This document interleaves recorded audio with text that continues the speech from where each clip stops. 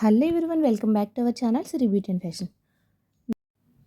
మనం ఈ కుర్తా ధోతిపైది కుర్తా ఎట్లా కటింగ్ వేయాలనేది నేను వీడియోలో చూసాం. ఈరోజు స్టిచ్చింగ్ వీడియో చూద్దాం. ఫస్ట్ అయితే మనం లైనింగ్ మొత్తం ఒరిజినల్ పార్ట్ అంతా కూడా జాయిన్ చేసేసుకుంటున్నాము.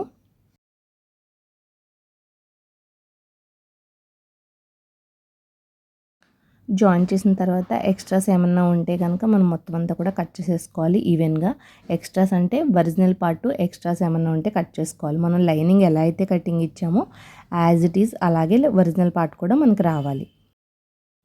మనం ఎక్సెస్ అంతా కట్ చేసేసుకున్న తర్వాత మనం స్టిచ్చింగ్ అనేది స్టార్ట్ చేస్తాము. ఇప్పుడు బ్యాక్ పార్ట్ అయితే అయిపోయింది. ఇప్పుడు హ్యాండ్స్ మొత్తం ఫ్రంట్ పార్ట్లు అన్నీ కూడా మనం సేమ్ యాజ్ ఇట్ ఈజ్గా అలాగే జాయిన్ చేసేసుకోవాలి.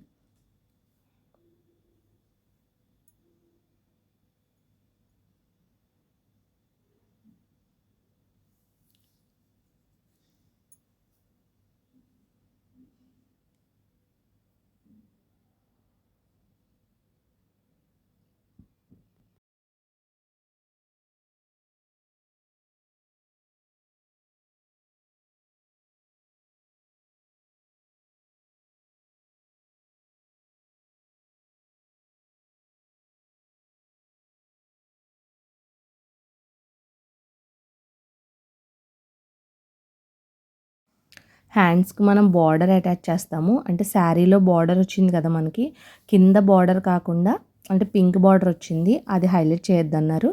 సో మనకి శారీలో మిడిల్ ఏదైతే క్లాత్ వచ్చిందో ఆ క్లాత్ని మనం గ్రీన్ కలర్ది అండ్ జరీ బార్డర్, జరీతో వచ్చింది మనకి, బార్డర్ కాదు జరీతో వచ్చింది. సో దాన్ని మనం బార్డర్లో ఇస్తున్నాము. హ్యాండ్కి అండ్ కాలర్కి కూడా సేమ్ గ్రీనే వస్తుంది, కొంచెం జరీ వస్తుంది అన్నమాట దానిపైన, అంతే.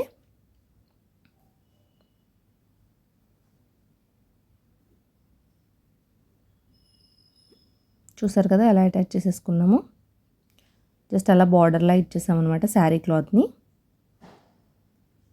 హ్యాండ్స్ కూడా మనకు కంప్లీట్ అయిపోయినాయి, అది పక్కన పెట్టేసాము.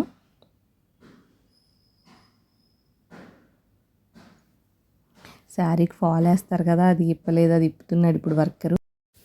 వీడియో అలా ఎండ్ వరకు చూడండి, మీకు క్లియర్గా అర్థమైపోతుంది. మనం ఇప్పుడు ఫ్రంట్ పార్ట్ కూడా మనం జాయిన్ చేసేసుకొని మనం పట్టి ఎలా వేస్తామో అలా వేసేసుకోవాలి. ఎందుకంటే మనం ఇక్కడ హుక్ ఇస్తాము, ప్లస్ మళ్ళీ పైన మనకి షో బటన్స్ కూడా వస్తాయి దీనికి. ఇలాగే మనం యాజ్ టీజ్గా బ్యాక్ సైడ్ ఎలా జాయిన్ చేసుకున్నామో ఫ్రంట్ సైడ్ కూడా అలా జాయిన్ చేసేసుకొని ఎక్సెస్ అంతా కట్ చేసుకొని షోల్డర్స్ జాయిన్ చేసుకోవాలి. షోల్డర్స్ జాయిన్ చేసుకున్న తర్వాత మీకు తెలుసు కదా, మనం హ్యాండ్స్ కూడా జాయిన్ చేసుకొని అప్పుడు మనం సైడ్ స్టిచ్ చేసుకోవాలి అండ్ కాలర్ కూడా అటాచ్ చేసుకోవాలి. సో వీడియో ఎండ్ వరకు మీకు స్కిప్ చేయకుండా చూడండి, అర్థమవుతుంది. అలాగే మన ఛానల్ ఎవరైనా ఫస్ట్ టైం చూస్తున్నట్టయితే తప్పకుండా లైక్ చేయండి, షేర్ చేయండి, సబ్స్క్రైబ్ చేయండి. మీకు వీడియో ఎలా ఉందో నాకు కామెంట్ చేయండి. ఏమైనా డౌట్స్ ఉంటే కూడా కామెంట్ చేయండి, నేను క్లియర్ చేస్తాను మీకు.